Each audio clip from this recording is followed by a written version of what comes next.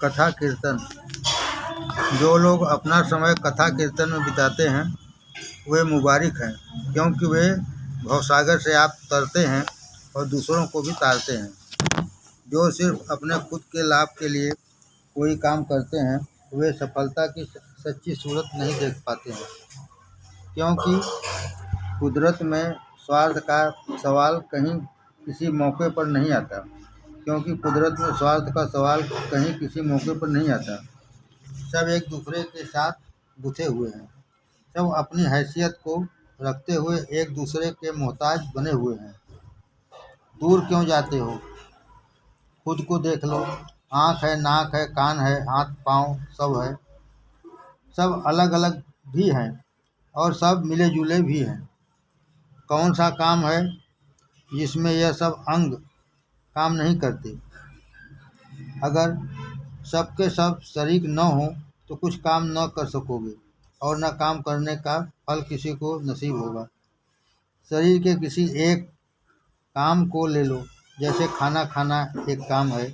हाथ कौर उठाता है, नाक सूंघती है, आँख देखती है, होठ खुलते हैं, जबान कौर को इधर उधर ले जाती है, दांत पीसते हैं, गला नीचे उतरता है, नाभि की हवा उसको मथती है, मैदा हजम करता है, अंदर की नसें नाड़ियाँ उसको एड़ी से चोटी तक पहुँचाती हैं, तब शरीर खा पी कर तंदुरुस्त होता है। देखो, काम एक है खाने का, मगर सब उसमें लगे रहते हैं। इसमें कौन सा ऐसा अंग है जो शरीक नहीं होता है? इनमें से कोई भी एक काम न करे, जैसे हाथ काम न करे तो खाना मुंह तक नहीं पहुंच सकता। इसी तरह औरों का भी हाल है। अगर कोई जाति ख्याल की उलझन में आकर इस मेल मिलाप को नुकसान पहुंचाना चाहे तो कुदरत में इसके लिए माफ़ी नहीं है। वह मुजरिम है, पापी है, अपराधी है और उसको दंड देने के लिए काल भगवान का त्रिशूल और माया का चक्र हमेशा घूमता रहता है। धर्म का तत्व यह है कि धर्म के आचरण से सबको लाभ पहुँचे, सबके दिलों से द्वैत का विचार दूर हो जाए, सब लोग प्रेम और भक्ति के पंथ में अपने आप को भूल जाएं। एक का ख्याल रहे, एक लक्ष्य हो, एक कामना हो, एक आशा हो और एक ही विश्वास हो। ऋषि यही मुक्ति का स्वरूप है। जो इस हालत को प्राप्त कर लेता है वही प्रभु का सच्चा सेवक और सच्चा भक्त है। जिसमें द्वैत भाव है, स्वार्थ है, वह प्रभु का प्यारा कभी नहीं हो सकता, वह काल का खाना हो जाता है। जिसमें द्वैत भाव है, स्वार्थ है, वह प्रभु का प्यारा कभी नहीं हो सकता, वह काल का खाना हो जाता है। एकता का सच्चा सबक अगर नहीं मिलता है तो वह कथा कीर्तन में नसीब नहीं होता। एकता का सच्चा सबक अगर नहीं मिलता है तो वह कथा कीर्तन में नसीब नहीं होता। कथा कीर्तन हो रहा है, सब एक ख्याल के तागे में बंधे हैं, सबका ध्यान मालिक की तरफ है, सबके संस्कार उसके चरण कमलों की ओर झुके हुए हैं। किसी को किसी तरह भी चिंता या बेचैनी नहीं है। मालूम नहीं होता कि वह कैसे गुजर गया। फिक्र किसी को नहीं सताती। वक्त का ख्याल और दुनिया की फिक्रों की झंझट एक काल और माया की जबरदस्त जंजीरें हैं। इन जंजीरों की कड़ियाँ अगर कहीं तड़ाक तड़ाक टूटती हैं तो वह कथा कीर्तन है। इंसान एक साथ मिलकर कथा कीर्तन करते हुए अपने आप को भूल जाते हैं, संसार को भूल जाते हैं। इन सब का भूलना भुलाना ही मोक्ष है। इन सब का भूलना भुलाना ही मोक्ष है। मोक्ष कोई और चीज़ का नाम नहीं है। कथा कीर्तन के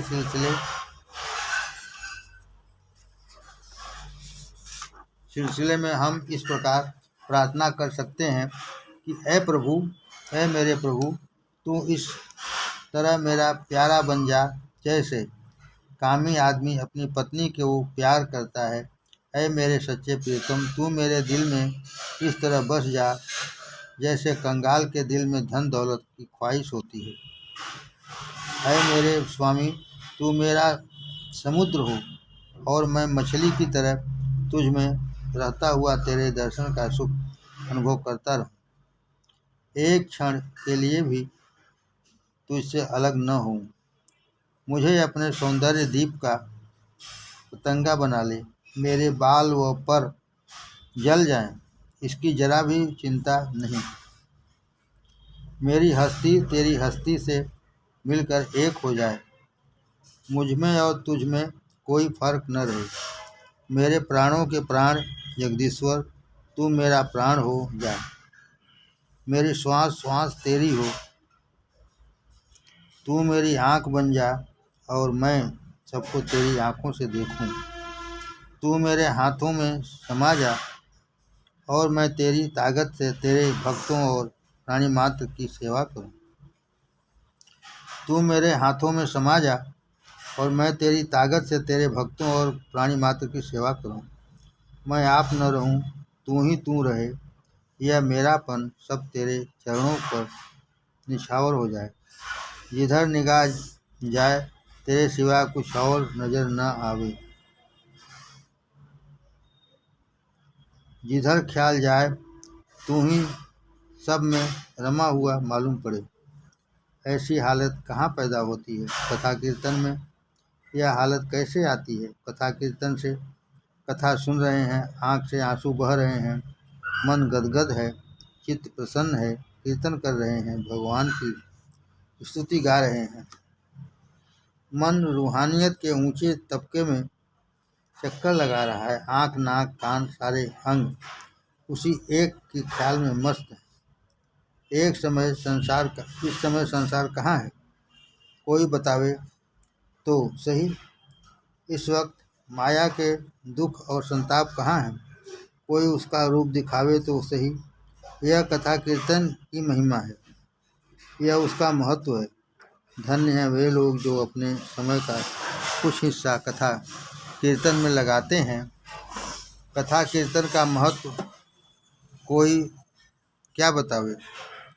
शेष महेश दिन शारदा और ब्रह्मा उसकी महिमा का वर्णन नहीं कर सकते। कथा कीर्तन का फल तत्काल मिलता है।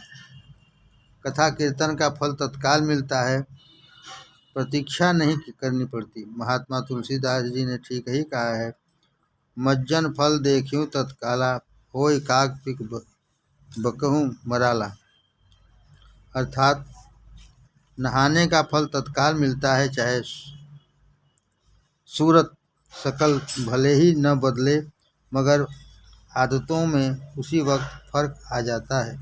कौवा कोयल की तरह मीठे वचन बोलने लगता है और कोयल हंस बनकर मोती चुगता है। क्या कीर्तन वह पवित्र करने वाला हौज है जिसमें गोता लगाने से मन पवित्र हो जाता है? यह कथा कीर्तन की महिमा है। महात्मा कबीर के आध्यात्मिक गीतों में कथा कीर्तन की महिमा का इस प्रकार वर्णन किया गया है। कथा कीर्तन कलि विषय भवसागर की नाव, कहें कबीर जग तरन को, नाही और उपाय। कथा कीर्तन करन की जाके निस दिन रीत, कहें कबीर ता दास से निश्चय कीजिए प्रीत। कथा कीर्तन करन की जाके निस दिन रीत, कहें कबीर ता दास से निश्चय कीजिए प्रीत। कथा कीर्तन छोड़ के करे जो और उपाय, कहें कबीर ता साथ के पास न कोई जाए। कथा कीर्तन रात दिन जाके उद्यम एह, कहें कबीर ता साथ की हम चरणन की खे। कथा करो करतार की निस दिन सांझ सवार, काम कथा को त्याग दो, कहें कबीर विचार। कथा का सुनना कई तरह से होता है। कोई इस ख्याल से कथा सुनता है कि आपस में भाईचारा बना रहे। कोई इस ख्याल से कथा में जाता है कि पड़ोसी बुरा न कहें। कोई सोचते हैं कि कई लोग अरसे से नहीं मिले हैं, उनसे मिलना हो जाएगा, परंतु ऐसे मिलने मिलाने से कभी आपस में झगड़ा भी हो जाता है। इस तरह से कथा सुनने से कोई लाभ नहीं। गुरु सेवा। नादान लोग समझते हैं कि गुरु इंसान के हड्डी व गोश्त से बने हुए ढांचे का नाम है। इनको इस बात की खबर ही नहीं कि सिवाय सच्चे मालिक के और किसी के वास्ते गुरु का नाम इस्तेमाल तक नहीं किया जाता। इनको इस बात का खबर ही नहीं है कि सिवाय सच्चे मालिक के और किसी के वास्ते गुरु का नाम इस्तेमाल तक नहीं किया जाता। गुरु दरअसल ख्याली मेराज का नाम है जो मुकम्मल पूर्ण है, इंसानी कमजोरियों से ऊंचा। इसमें ऐब नहीं, बेऐब है। इसमें नुक्स नहीं, वह बेनुक्स है। वह मालिके कुल से अलग नहीं बल्कि उसकी जात है, और जो खुद कुछ खिदमत भजन बंदगी की जाती है वह उसके लिए है और किसी दूसरे के लिए नहीं। मगर शुरू में सिवाय गुरु की जात के जो रूहानी आत्मिक तालीम देता है मगर शुरू में सिवाय गुरु की जात के जो रूहानी आत्मिक तालीम देता है और दूसरी जगह जाहिर होने का मौका नहीं पाता। ईश्वर की समझ किससे आती है? गुरु से। इसलिए गुरु की ताजीम आदर लाजमी और ज़रूरी है। आत्मा ने भक्ति भाव का सिलसिला जारी करने के लिए इंसानी जामा पहना है। आत्मा ने भक्ति भाव का सिलसिला जारी करने के लिए इंसानी जामा पहना है। किसी दूसरे तरीके से इसका इजहार कैसे हो सकता था? इसलिए उसकी बंदगी वाजिब और मुनासिब है। मगर यहाँ भी गुरु का अकीदा विश्वास उसके हड्डी व मान से नहीं है बल्कि उसके उस आत्मा से है जो लाजवाब, अमर, मुहित, सर्वव्यापक और कमाल है। उसमें और मालिक की जात में जरा भी भेद नहीं। उसमें और मालिक की जात में जरा भी भेद नहीं। और सिवाय गुरु की सेवा और वसीले के दूसरी तरह से मुक्ति मुश्किल है। सिवाय गुरु की सेवा और वसीले के दूसरी तरह से मुक्ति मुश्किल है। हिंदुओं में एक आम कहावत है, गुरु बिन गति नाही, ज्ञान बिन मुक्ति नाही। जो निगुरे हैं उनको उसके हुजूर में दखल नहीं है। कहते हैं नारद जी परमेश्वर के भक्त थे, आसानी से विष्णु लोक में जाकर दर्शन कराते थे। जब वे वहाँ से चले जाते तो तब वह जगह लीप दी जाती थी। जब वे वहाँ से चले जाते थे तब वह जगह लीप दी जाती थी। एक दफ़ा नारद किसी वजह से उल्टे पांव वापस चले आए। देखते क्या है कि इनके बैठने की जगह लिपी हुई है। हैरान हो गए, पूछने लगे, भगवान यह क्या है? जवाब मिला, नारद यह सच है, तुम में भी भक्ति भाव बहुत है मगर वह गुरुमुख से प्राप्त नहीं है। तुम में भी भक्ति भाव बहुत है मगर वह गुरुमुख से प्राप्त नहीं है। इसलिए जो गुरुमुख नहीं है वह जहाँ बैठते हैं वह जगह नापाक हो जाती है। इसलिए जो गुरुमुख नहीं है वह जहाँ बैठते हैं वह जगह नापाक हो जाती है। इसलिए जब तुम यहाँ आकर बैठते हो तो तुम्हारे चले जाने के बाद वह जगह धो दी जाती है। नारद जानते थे कि बात सच्ची है। वे बोले, भगवान मुझे अपना चेला बना लीजिए। भगवान ने जवाब दिया, फायदा इस तरह है कि हम जिन्स के जरिए भजन व बंदगी की तालीम हासिल की जाए। गैर जिन्सों में वह प्रेम नहीं हो सकता, इसलिए उसकी तालीम का असर नहीं होता। संत कवि तुलसी ने कहा है, खग समझे खगही की भाषा, ताते उमा गुप्त कछु रासा। वे बोले, अच्छा किसी आदमी को बता दीजिए जिससे मैं उपदेश लूँ। उन्होंने कहा, कल सुबह गंगा के किनारे जाना। जो आदमी सबसे पहले मिले उसको गुरु धारण करना और उसकी भजन बंदगी तुमको फायदा देगी। नारद चले आए। अभी रात बाकी थी। उठे और गंगा की तरफ जा पहुँचे। वहाँ एक मल्लाह दिखाई दिया। नारद ने कहा, राम राम, यह क्या जानता होगा, इसको कैसे गुरु धारण करूं?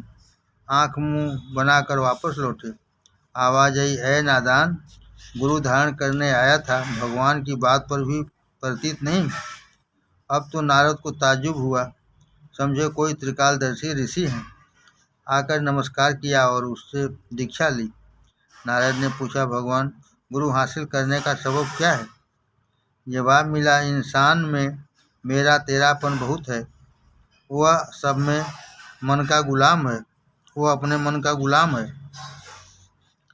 इंसान में मेरा तेरापन बहुत है। वह अपने मन का गुलाम है, मनमत है और मनमुख है।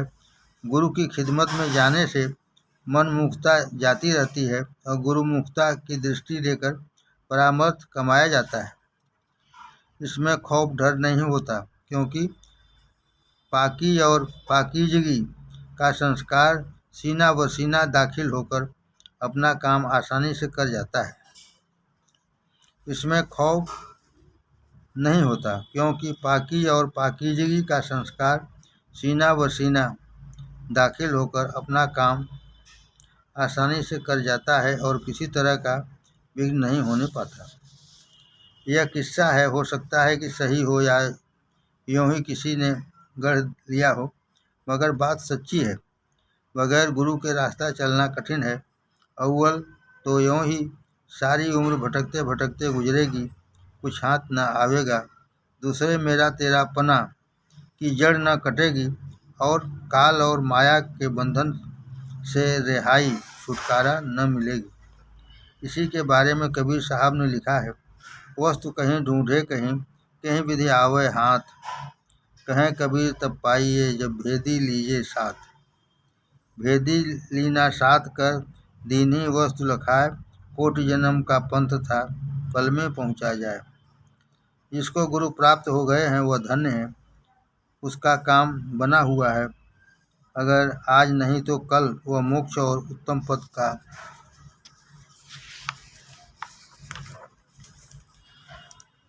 अधिकारी बन जाएगा।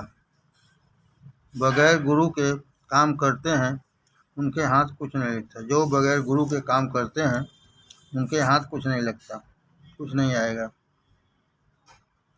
हिंदुओं में गुरु ब्रह्मा, गुरु विष्णु, गुरु शिव, गुरु परब्रह्म है, ऐसा माना जाता है।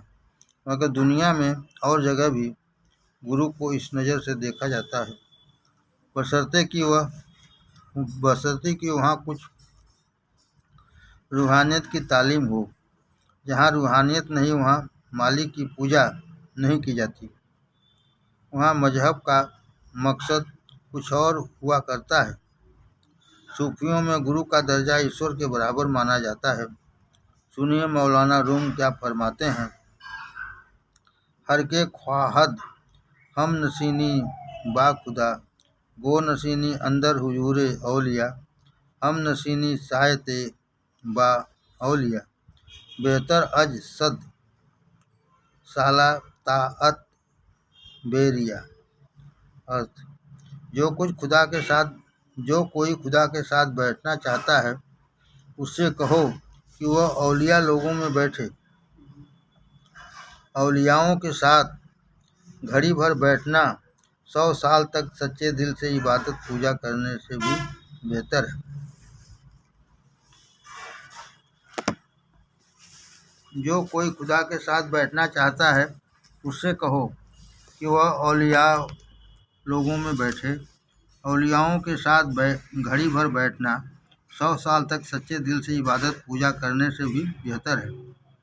इससे ज़्यादा गुरु की ताजीम इज्जत और कहाँ होगी। और जहाँ जहाँ गुरु की ताजीम है वहाँ रूहानियत है। कबीर साहब कहते हैं, जा खोजत ब्रह्म थके सुर नर मुनि देवा, कहें कबीर सुन साधुआ, कर सतगुरु की सेवा। परमार्थ गुरु की सेवा से बनता है।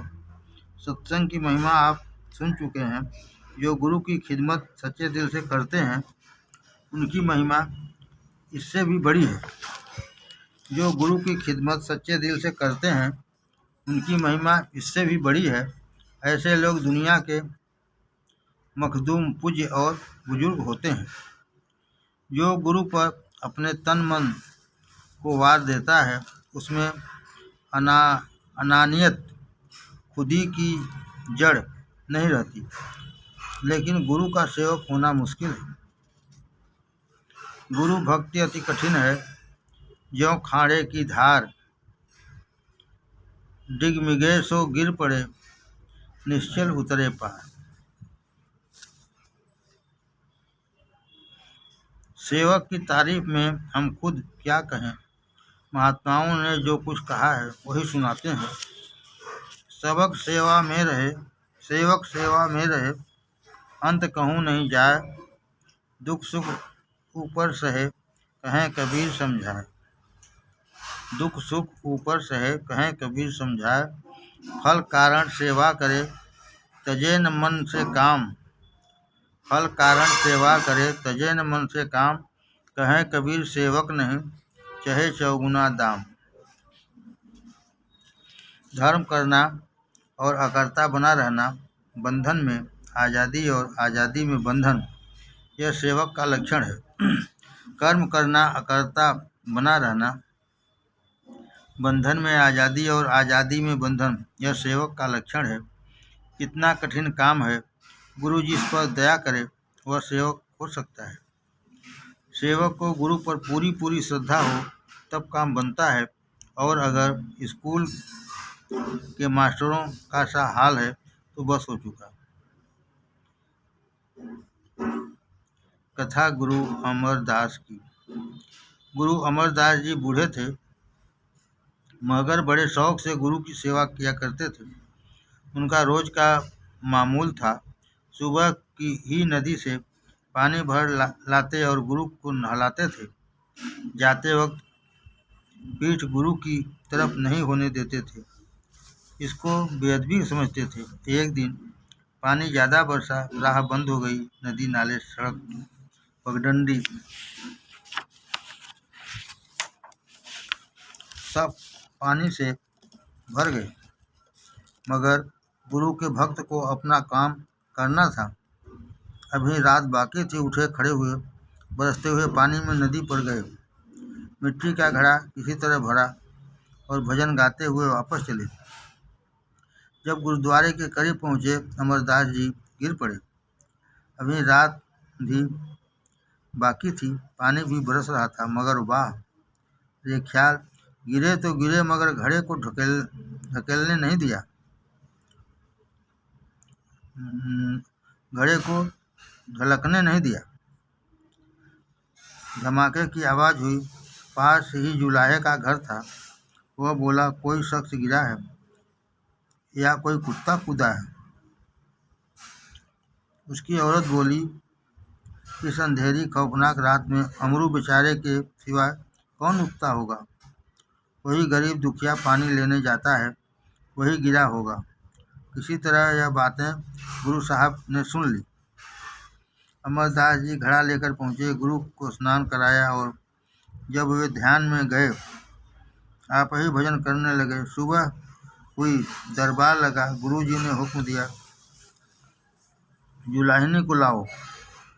वह आई, थर थर काँप रही थी। गुरु ने पूछा, माई, आज सुबह तूने क्या कहा था। वह डरी और कहने लगी, कृपा सागर, मैंने कुछ नहीं कहा था। धमाके की आवाज़ हुई जैसे कोई गिर पड़ा हो। मेरे पति ने पूछा। मैंने कहा, जाड़े पाले की अंधेरी रात में अमरू बेचारे के सिवा और कौन उठता है। वही गरीब पानी लेने गया होगा, इसके सिवाय और कुछ नहीं कहा। यह कहकर जुलहनी चली गई। हुक्म हुआ, अमरदास को हाजिर करो। वे दूसरी जगह बैठे भजन गा रहे थे। आए गुरु साहब उठे और अपने दरबारियों को सुनाकर कहने लगे, यह अमरू बेचारा या गरीब दुखिया अमरू नहीं है, बल्कि राजाओं का राजा गुरु अमरदास है। यह कहकर अमरदास को छाती से लगाया और अपनी गद्दी पर बिठा दिया और खुद उपदेश के काम से अलग हो गए। यह गुरु सेवा का मिसाल है। सेवक स्वामी एक मत जो मत में मत मिल जाए, गुरु स्वामी एक मत जो मत में मत मिल जाए, चतुराई रीझे नहीं नहीं रीझे मन के भाई। कथा गुरु अंगद जी। अंगद जी नानक जी के शिष्य थे। हर वक्त तन मन से गुरु की सेवा दिल से किया करते थे। एक दफ़ा गुरु ने इम्तिहान की तरह पर अपना गिलास कीचड़ में गिरा दिया। लक्ष्मीचंद व श्रीचंद दोनों लड़कों को उठाने का हुक्म दिया। वे नौकरों को बुलाने लगे। अंगद जी ने बिना संकोच फौरन कीचड़ में हाथ डालकर गिलास निकाल लिया और अपनी धोती से पोंछकर हाजिर किया। अंगद जी नानक साहब के शिष्य थे। हर वक्त तन मन से गुरु की सेवा दिल से किया करते थे। एक दफ़ा गुरु ने इम्तिहान की तरह पर अपना गिलास कीचड़ में गिरा दिया और लक्ष्मीचंद और श्रीचंद दोनों लड़कों को उठाने का हुक्म दिया। वे नौकरों को बुलाने लगे और अंगद जी ने बिना संकोच फौरन कीचड़ में हाथ डाल कर गिलास निकाल लिया और अपनी धोती से पोंछकर हाजिर किया। इसी तरह बार बार दोनों लड़कों के साथ उनका इम्तिहान हुआ। एक दफ़ा रावी नदी में कोई चीज़ बहती जाती थी। नानक साहब के पूछने पर लोगों ने जवाब दिया, मुर्दा है। नानक साहब ने फरमाया, अगर मैं कहूँ तो तुम इन मुर्दे के गोश्त को दो चार निवाले खा लोगे? अगर मैं कहूँ तो तुम इस मुर्दे के गोश्त को दो चार निवाले खा लोगे? सबने इनकार कर दिया। अंगद जी की तरफ इशारा हुआ। वह हाथ जोड़कर बोले, कृपा सागर, आपका हुक्म सर आँखों पर, जो आप कहेंगे मैं खुशी से खा लूँगा। हुक्म हुआ, दरिया में तैरते जाओ और वहाँ से इसको 2-3 ग्रास खाते हुए यहाँ ले आओ। अंगद जी कूद पड़े। उस चीज़ तक पहुँचे, देखा मुर्दा नहीं, हलवा है। 2-3 ग्रास खा लिए और गुरु के पास ले आए। उन्होंने सब में बांट दिया। इस पर इम्तिहानों के बाद गुरु नानक ने उनको अपने लड़कों और दूसरे चेलों से श्रेष्ठ माना। कथा गुरु रामदास जी। उनके बूढ़े गुरु साहब ने एक दिन सारे शिष्यों को अलग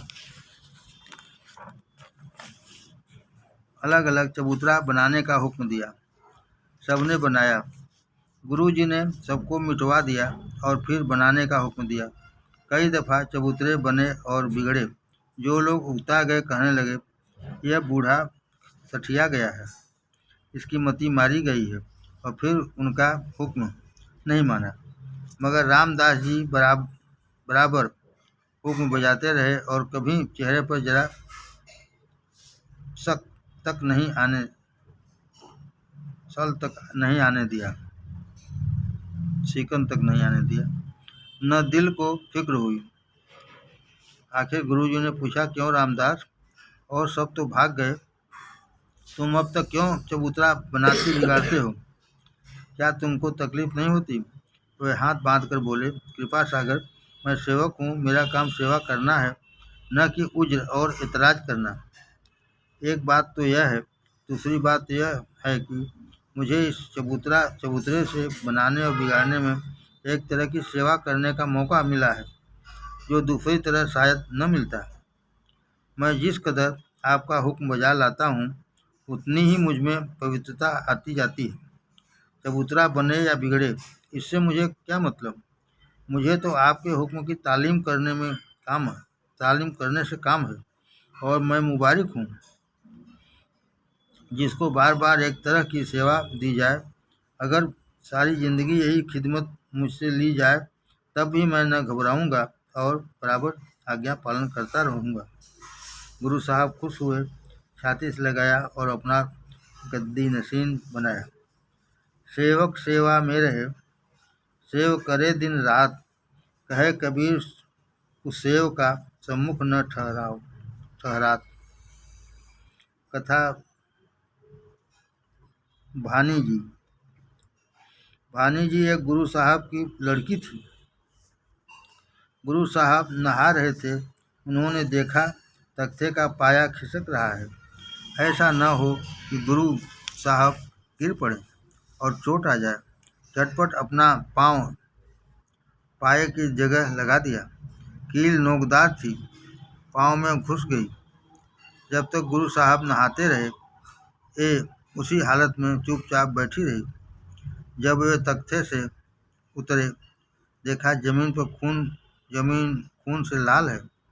इतने में भानी जी ने भी जोर करके तख्ते की कील को घुटने से खींचकर फेंक दिया। गुरु साहब बोले, बेटी यह क्या है? उन्होंने सारा हाल बताया। वह बोले, मांग क्या मांगती है? उन्होंने कहा, गद्दी आपके घर में रहे। बात मुश्किल थी मगर कौल हार चुके थे। उस समय से गुरुबाई भानी जी की औलाद में आ गई। किस्से बेशुमार हैं, कहाँ तक कहे जाएं। जिसने गुरु की सेवा की वह संसार में यश का पात्र बन गया और जीवन को सफल कर लिया। जिसने इससे मुंह मोड़ लिया उसका अकाज हुआ।